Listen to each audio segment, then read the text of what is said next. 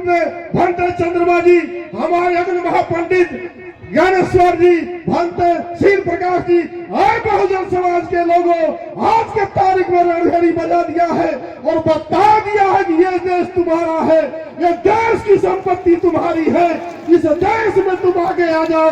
बहुत हम अपना करके इस देश को तथागत गौतम बुद्ध, सम्राट अशोक और जो तुम्हारे महापुरुष वो देश है, जग जाओ, पुराने संस्कृति को कब्जा कर लो और जग करके इस देश को वर्तमान बना लो।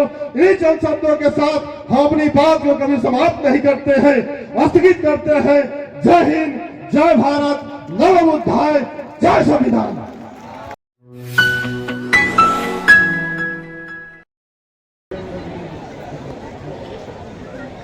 बोधिसत्व बाबा साहब भीमराव अम्बेडकर के चरणों में श्रद्धा का सुमन अर्पित करता हूं। तत्पश्चात बहुजन समाज में जन्मे पेरियार हृदय सिंह यादव, संत गाडगे सहित सभी महापुरुषों, संतों, गुरुओं को नमन करते हुए हम अपनी बात चंद मिनटों में रखना चाहते हैं। धम्मा लर्निंग सेंटर के संस्थापक और इस चारिका के मुख्य आकर्षण के केंद्र, हम सभी के नायक, जो लगभग 22 दिन से ज्यादा उत्तर प्रदेश के लगभग दर्जनों जिलों से होती हुई ये नारा लगता था, सारनाथ से आए हैं, कुशीनगर को जाएंगे। आज कुशीनगर आ गए हैं और कुशीनगर का निवासी होने के नाते हम सभी आए हुए अतिथियों का, उपासक उपासिकाओं का और समस्त भिक्षुगण का भगवान तथागत बुद्ध की परिणाम स्थली पर हार्दिक अभिनंदन और स्वागत करते हैं। और गुरु जी ने विभिन्न देशनाओं के माध्यम से हमको अधिक बुलवाने का काम किया और हमारे ऊपर अधिक कृपा रही। हम इसके लिए पूरा अपने परम पूज्य गुरु जी का साधुवाद करते हैं और आपसे मुखाफित होते हैं। हम कोई नई बात नहीं कहना चाहते हैं। विभिन्न देशनाओं के माध्यम से हम लोग में पूरा नारा है, बौद्ध धर्म की क्या पहचान, मानव मानव एक समान। आजादी के लगभग 75 साल बाद भी इंसान में समानता नहीं हो पाई, मानव में मानवता नहीं आ पाई। आज के तारीख में भी समाज में भेदभाव, ऊंच नीच, छुआछूत, तमाम जो कुरीतियां हैं वो फैली हुई है। उसके बारे में हम चर्चा करना चाहते हैं। जैसे बाबा साहब भीमराव अम्बेडकर तमाम कठिनाइयों का सामना करते हुए विदेशों में जाकर के उच्च शिक्षा ग्रहण करने का काम किया।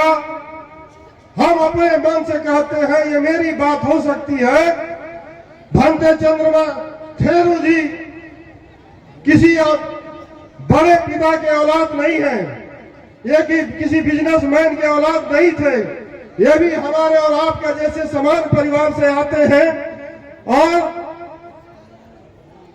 भजन ज्ञानेश्वर अग्नि महापंडित ज्ञानेश्वर जी के गुरु जी के कृपा से, आशीर्वाद से इन्होंने कुशीनगर में स्कूली शिक्षा, प्रारंभिक शिक्षा हासिल करने के बाद से नालंदा विश्वविद्यालय में पढ़ाई किए और उच्च शिक्षा हासिल करने इंग्लैंड चले गए। जैसे बाबा साहब में जो चीजें समानता है, हम अपने गुरु परम पूज्य चंद्रमा थेरो में वो समानता लगभग देखते हैं। जब बाबा साहब भीमराव अम्बेडकर पढ़ाई करने के बाद से आप भारत में आते हैं, नौकरी करते हैं और इस देश में रहने वाले मूल निवासियों, बहुजनों की दशा और दिशा देख करके नौकरी को छोड़ देते हैं, नौकरी को ठोकर मार देते हैं और निकल पड़ते हैं अपने बहुजन समाज की बहादुरी विकास के लिए, उनके शिक्षा, चिकित्सा वो दवाई के लिए और उनको पानी की पीने की व्यवस्था करने के लिए इस देश का दुर्भाग्य है कि कुत्ता बिलाई जानवर भी तालाबों में पानी पी सकता था, लेकिन इंसान पानी नहीं पी सकता था। ये देख करके तमाम जो दुख थे बहुजन समाज के, उसको हरने के लिए उन्होंने नौकरी त्याग दिया और आपके बहादुरी और विकास के लिए संघर्ष किया और उसमें बहुत तक वो सफल भी हुए। ठीक उसी प्रकार से चंद्रमत थेरो जी इंग्लैंड में पढ़ने के बाद से उन्होंने देखा इस देश में बहुजनों की, इस देश के मूल निवासियों की आज भी स्थिति बहुत अच्छी नहीं है, तो उन्होंने संकल्प किया। इस देश में बहुत सी यात्राएं हुई है, कभी अनाज के लिए, कभी पानी के लिए, कभी बिजली के लिए, लेकिन महंत चंद्रमा जी ने सोचा कि तथागत गौतम बुद्ध के जमाने में चारका होती थी और हम अन्य देशों में सुने हैं कि प्यासा कुएं के पास जाता है, लेकिन हमारे गुरु जी ने चंद्रमत थेरो जी ने कहा कि नहीं, अब कुआं प्यासे के पास जाएगा और समाज में जाकर के अन्य जो भटके हुए लोग हैं उनको जाकर के सही रास्ता दिखाने का काम करेगा। उसी तरतम में उसी पुनः परंपरा को चालू करते हुए हम लोग उत्तर प्रदेश के विभिन्न जिलों से आकर के आज कुशीनगर में सफाई कर रहे हैं। और अब हम सभी के गुरु, हमको कहने में बहुत गर्व महसूस होता है कि मैं 3 गुरुओं का चेला हूँ। अभी पूज्य भंते महेंद्र जी बोल रहे थे, मैं उनका भी चेला हूँ और मैं 22 दिनों से मैं इनका भी चेला बना हूँ सामनेर में। और इसके पहले 4 तारीख को सामनेर बना था, तो परम गुरु जी से भी मैं सामनेर हुआ हूँ। 3 गुरुओं का चेला हूँ। निश्चित तौर पर कहना चाहता हूँ कि हमसे बड़ा कोई उपासक नहीं होगा, हमसे बड़ा कोई श्रद्धावान नहीं होगा। जिसके पास 3 गुरुओं की आशीर्वाद हो, निश्चित तौर पर कुशीनगर की धरती पर मैं कहना चाहता हूँ कि जब तक मेरे सीने में जान रहेगी, मेरे धमनियों में रक्त बहेगा, 3 गुरुओं का आशीर्वाद रह करके पूरे भारत सहित दुनिया में विदेश में भी जाने का अवसर मिलेगा। इस देश को सोने का चिड़िया बनाने के लिए निरंतर प्रयास करता रहूंगा और आजीवन बौद्ध धर्म को आगे बढ़ाने का काम करूंगा। साथी धर्म प्रेमियों, हम कहना चाहते हैं, पुराना परिचय गुरु जी ने कहा कि बता दो यादव हो। सभी लोग जानते हैं कि मैं यादव पहले था, लेकिन गुरुओं के आशीर्वाद के प्राप्त होने के बाद से मैं सुरेश बौद्ध हो गया हूँ। और एक और शख्सियत यहाँ बैठे हैं जो उनका नाम मेरा मैं भूल गया, परम पूज्य भिक्षु शील प्रकाश चश्मा बाबा चश्मा भंते जी हम लोग कहते हैं। पूरे भारत में, पूरे उत्तर प्रदेश में चश्मा भंते के नाम से प्रसिद्ध है। ये कोई मामूली हस्ती नहीं है, जिन्होंने पूरा जीवन इस बहुजन समाज को बनाने में लगा दिया और हम लोगों को शिक्षा देते हैं कि डरने का नहीं, हाँ ऐसे बोलते हैं, डरने का नहीं, हाँ समझे।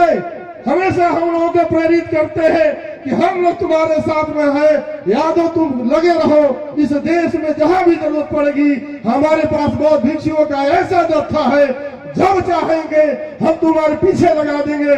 इस देश को आगे बढ़ाने में तुम लगे रहो। इस देश के माध्यम से मैं सुनता आ रहा हूँ, ये कहा भी गया है कि जो अच्छा श्रोता नहीं हो सकता वो अच्छा वक्ता नहीं हो सकता है। परम पूज्य गुरु का मैं एक देश सुन रहा था, एक हाथी थी, एक राजा के पास एक हाथी थी। वो हाथी बड़ा बलवान और बलशाली था। उस राजा के लिए अनेक लड़ाइयां लड़ी थी।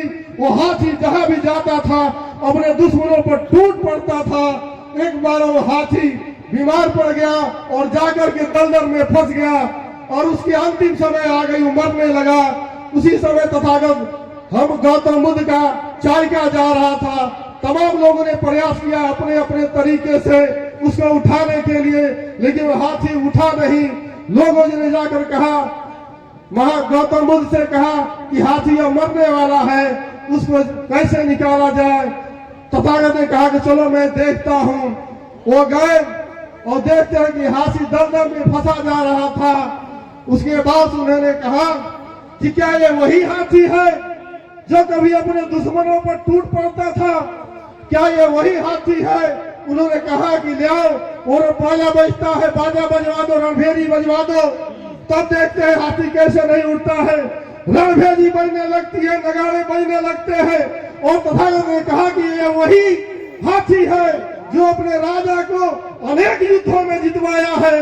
इसके बिना तो राजा रह ही नहीं सकता है, और इसके बिना तो लगता है कि ये राज खसूरा हो जाएगा। तब वो हाथी अपने पुराने बल को याद करता है, नगाड़े के ताकत पर हुंकार भरता है, उस दलदल से निकल जाता है।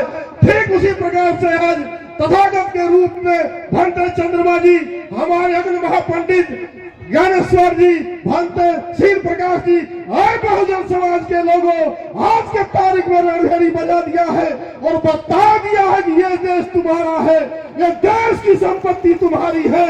इस देश में तुम आगे आ जाओ, बहुत हम अपना करके इस देश को तथागत गौतम बुद्ध, सम्राट अशोक और जो तुम्हारे महापुरुष वो देश है, जग जाओ, पुराने संस्कृति को कब्जा कर लो और जग करके इस देश को बदमाश बना लो। इन चंद शब्दों के साथ हम अपनी बात को कभी समाप्त नहीं करते हैं, स्थगित करते हैं। जय हिंद, जय भारत, नव बुद्धाय, जय संविधान।